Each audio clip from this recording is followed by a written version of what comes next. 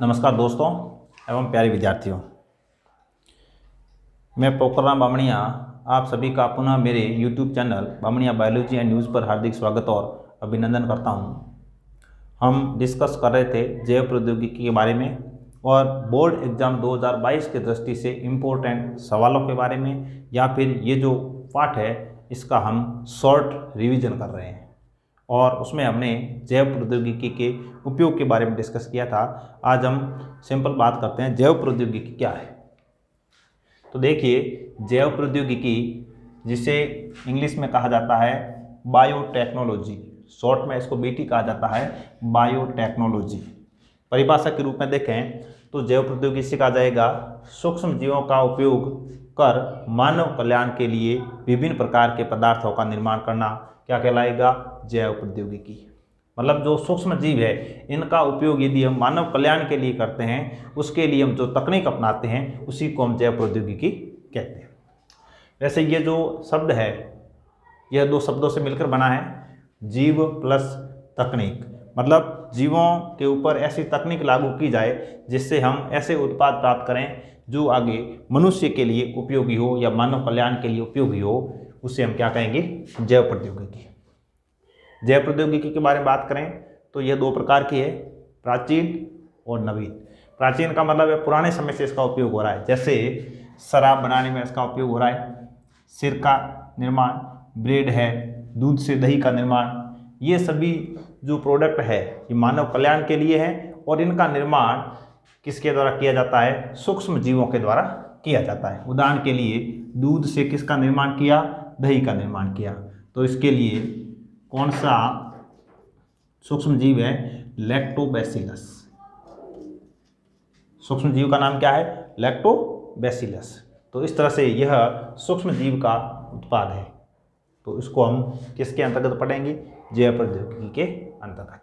अब जो नवीन शाखा है, मतलब पुराने टाइम से जो चली आ रही शाखा है, उसमें वर्तमान में न्यू चेंजेस किए गए हैं और उससे वो नवीन जैव प्रौद्योगिकी जो है इसके अंदर हम जैसे विभिन्न प्रकार के टीकों का निर्माण, पर्कनली शिशु का निर्माण, RDNA का निर्माण और नस्ल सुधार, पशु हो चाहे पौधे हो उनमें नस्ल सुधार भी नवीन जैव प्रौद्योगिकी के अंतर्गत किया जाता है। यूरोपीय संघ के अनुसार यदि जैव प्रौद्योगिकी की परिभाषा पूछी जाए तो क्या हो जाएगा? प्राकृतिक। देखिए, यूरोपीय संघ के अनुसार जैव प्रौद्योगिकी की परिभाषा, परीक्षा में सवाल आ सकता है, यूरोपीय संघ के अनुसार जैव प्रौद्योगिकी की परिभाषा लिखिए। तो क्या होगा?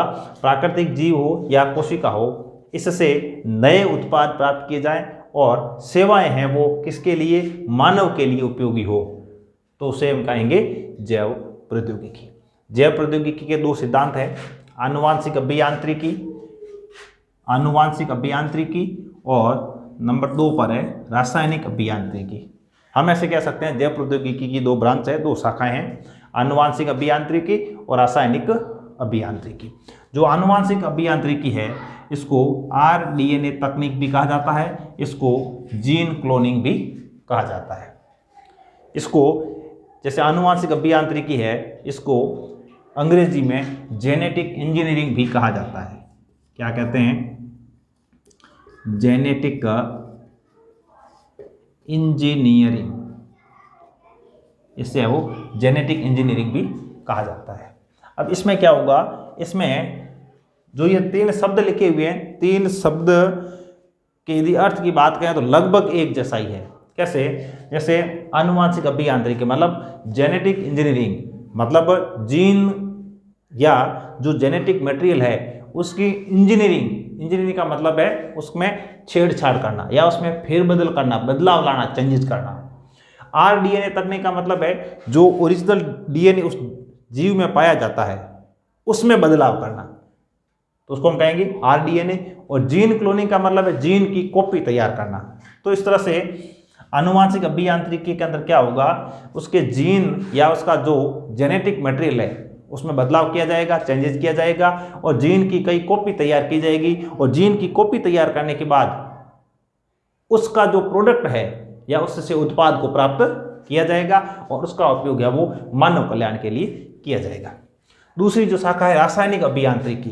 अब इसमें क्या होगा, विभिन्न प्रकार के रसायनों का निर्माण किया जाएगा। उदाहरण के लिए जो हमने बात की थी ह्यूम्यूलिन, मानव के द्वारा निर्मित जो इंसुलिन है उसी को ह्यूम्यूलिन कहा जाता है। तो ये एक प्रकार का रसायन है जिसका उपयोग है वो मानव कल्याण के लिए किया जाता है। इसी के साथ ह्यूम्यूलिन और विभिन्न प्रकार की जो औषधियाँ हैं, औषधियों का निर्माण, औषधि का निर्माण, विभिन्न प्रकार की एंटीबायोटिक का निर्माण, प्रोटीन्स का निर्माण, ये सब है वो इसके द्वारा किया जाता है या इस ब्रांच में किया जाता है।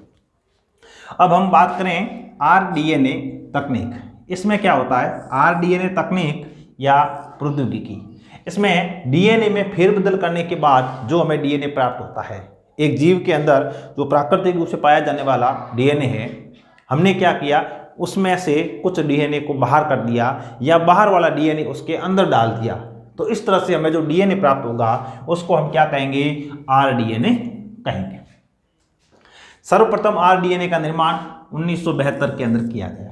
बहुत ही इंपॉर्टेंट सवाल, सर्वप्रथम आरडीएनए का निर्माण कब किया गया? 1972 के अंदर किया गया। किसने किया? स्टैनले कोहन और हर्बर्ट बोयर, इन वैज्ञानिकों ने किया था सर्वप्रथम आरडीएनए का निर्माण।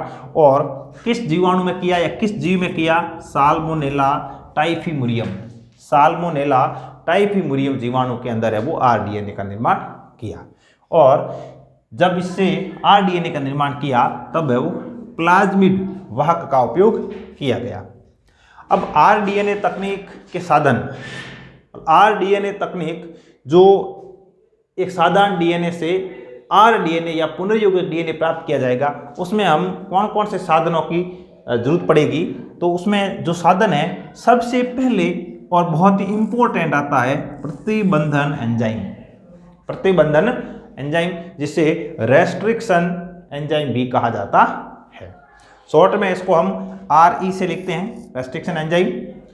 यह दो प्रकार का होता है, एक तो होता है रेस्ट्रिक्शन एंडोन्यूक्लियस और दूसरा है रेस्ट्रिक्शन एक्सोन्यूक्लियस। अब एक्सो और एंडो नाम से स्पष्ट है, एक्सो का मतलब बाहर, ये तो क्या करेगा? डीएनए को किनारों पर काटता है, ये डीएनए को है वो बीच में से काटता है। इस प्रकार यदि हम बात करें तो ये जो प्रतिबंधन एंजाइम है यह डीएनए को है वो निश्चित स्थानों पर काटता है। या हम ये कहें जो रेस्ट्रिक्शन एंडोन्यूक्लियस एंजाइम है यह डीएनए को बीच में से तो काटेगा ही, लेकिन बीच में से भी ऐसी जगह या ऐसे स्थानों से काटेगा या निश्चित स्थानों से वो काटता है। इसलिए जो ये रेस्ट्रिक्शन एंडोन्यूक्लियस एंजाइम है इसको आणविक कैंची कहा जाता है। बहुत इंपॉर्टेंट सवाल है, हर बार हर एग्जाम के अंदर पूछा जाता है। मोलेक्युलर सीजर ऑफ डीएनए, मतलब डीएनए की है वो आणविक कैंची किसे कहा जाता है? रेस्ट्रिक्शन एंडोन्यूक्लियस एंजाइम को कहा जाता है। क्यों कहा जाता है यदि ये पूछा जाए तो ये क्या करेगा? रेस्ट्रिक्शन एंडोन्यूक्लियस एंजाइम डीएनए को बीच में से तो काटेगा, लेकिन उसमें से भी ये निश्चित स्थानों से काटता है। अब वो निश्चित स्थान कौन से हैं? मतलब जहां से रेस्ट्रिक्शन एंडोन्यूक्लियस एंजाइम डीएनए को काटेगा वो निश्चित स्थान क्या कहलाते हैं? तो ये जो निश्चित स्थान है इनको पैलिड्रोम कहा जाता है। क्या कहते हैं? पैलिड्रोम। पैलिड्रोम का मतलब है, देखो यदि हम हिंदी का कोई शब्द ले लें जैसे मलयालम, इसको आप राइट से पढ़ोगे तो भी मलयालम होगा, लेफ्ट से पढ़ोगे तो भी मलयालम पढ़ा जाएगा। तो ऐसे शब्द जो आगे या पीछे कहीं से भी पढ़े जाएं तो वो एक ही जैसे होते हैं, उनको पैलिड्रोम कहा जाता है। उसी को यदि हम यहां लागू करें तो क्या होगा? ऐसे जो क्षेत्र होते हैं डीएनए के अंदर इनको पैलिड्रोम क्षेत्र कहा जाता है, जिसमें डीएनए की जो दो श्रृंखलाएं होती है 3' से 5' 5' से 3'। तो उसमें जो नाइट्रोजन क्षार है इसको यदि हम 3' से 5' पढ़ें चाहे 5' से 3' पढ़ें, पढ़ने में वो एक जैसे हो या समान हो, इनको हम कहेंगे पैलिड्रोमिक नाइट्रोजन क्षार। जैसे उदाहरण के लिए शब्द हमने कहा मलयालम, इधर से पढ़ेंगे तो मलयालम, इधर से पढ़ेंगे तो भी मलयालम। और जैसे नयन, नयन, इधर से पढ़ेंगे तो भी नयन, इधर से पढ़ेंगे तो भी नयन। और पैलिड्रोमिक नाइट्रोजन क्षार की बात करेंगे तो देखो GAATTC, ये मान लो 3' से 5' है, दूसरा ये सूत्र है 3' से 5'। यदि हम इसको 3' से 5' पढ़ते हैं तो GAATTC, यदि इसको दूसरे वाले सिरे 3' से 5 ऐसे पढ़ते हैं तो GAATTC। इस तरह के जो डीएनए में पाए जाने वाले नाइट्रोजन क्षार क्षेत्र होते हैं इनको पैलिड्रोमिक नाइट्रोजन क्षार क्षेत्र कहा जाता है। अब ऐसी कंडीशन में जो रेस्ट्रिक्शन एंडोन्यूक्लियस एंजाइम है वो इसको G और A के बीच में से काटेगा। कहाँ से काटेगा? G और A के बीच में से काटता है। अब ये G और A के बीच में से जैसे ही काटेगा रेस्ट्रिक्शन एंडोन्यूक्लियस एंजाइम तो ये दोनों सिरे हैं वो अलग हो जाएंगे और जो सिरे हमें प्राप्त होंगे इनको चिपचिपे सिरे कहा जाएगा। क्या कहेंगे? चिपचिपे सिरे। और इन चिपचिपे सिरों को बाद में लाइगेज एंजाइम के द्वारा जोड़ दिया जाता है और जोड़ने से हमें क्या प्राप्त हो जाता है? RDNA या पुनर्योगज डीएनए। RDNA को रिकॉम्बिनेंट डीएनए भी कहा जाता है। अब क्योंकि हम एंजाइम की बात कर रहे हैं तो एंजाइम में भी कौन सा? रेस्ट्रिक्शन एंडोन्यूक्लियस एंजाइम की बात कर रहे हैं तो यहाँ एक और प्रश्न आता है कि सर्वप्रथम खोजा गया रेस्ट्रिक्शन एंडोन्यूक्लियस एंजाइम कौन सा है? परीक्षा की दृष्टि से बहुत ही इंपॉर्टेंट सवाल है। तो एंजाइम का नाम क्या है? Hind second. क्या नाम है? Hind second. ये सर्वप्रथम खोजा गया रेस्ट्रिक्शन एंडोन्यूक्लियस एंजाइम है और कॉमन रूप से एक एंजाइम है जिसको कॉमन रूप से हम काम में लेते हैं वो है EcoR1। कौन सा है? EcoR1। अब ये जितने भी एंजाइम हैं इन एंजाइम के यदि नामकरण की बात करें तो शुरुआत में जो है इको का मतलब है ई कोलाई, आर का मतलब है ये इसका प्रभेद है और फर्स्ट का मतलब है ये उसका जो कॉलोनी का ग्रुप है वो अलग नंबर है। ठीक है, इसलिए इसका नाम है EcoR1। अब जोड़ने के लिए एंजाइम कौन सा है? लाइगेज। टुकड़े करने के लिए डीएनए को तोड़ने के लिए कौन सा एंजाइम है? Restriction enzyme.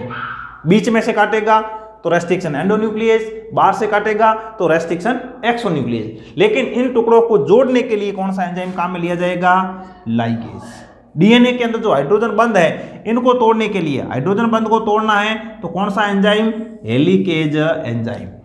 डीएनए के अंदर जो हाइड्रोजन बंध है, दो सिरे जो हाइड्रोजन बंध से जुड़े हुए हैं इनको तोड़ने के लिए कौन सा एंजाइम? हेलिकेज। और ये वापस जोड़ने के लिए तो हाइड्रोजन बंध है वो अपने आप जुड़ते हैं, हाइड्रोजन बंध अपने आप जुड़ते हैं। तो इस तरह से हमने ये बात की है RDNA तकनीक के